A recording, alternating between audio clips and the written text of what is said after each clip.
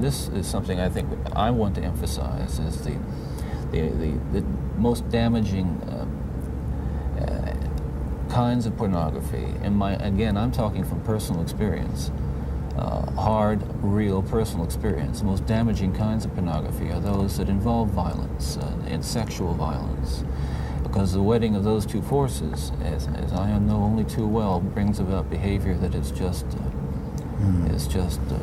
too terrible to describe. Now, walk me through that. What was going on in your mind at that time? Okay, before we go any further, I think it's important to me, and that people believe what I'm saying, to tell you that I'm not blaming pornography and not saying that it caused me to go out and do certain things. And I take full responsibility for whatever I've done and all the things that I've done. That's not the question here. The question and the issue is how this kind of literature contributed and helped mold and shape the kinds of violent behavior. It fueled your fantasies, didn't it? Well, in the beginning it fuels this kind of thought process. Then at a certain time it's instrumental in what I would say crystallizing it, making it into something which is almost like a separate entity inside. And at that point you're at the verge, or I was at the verge, of acting out on these kinds of things. And it happens.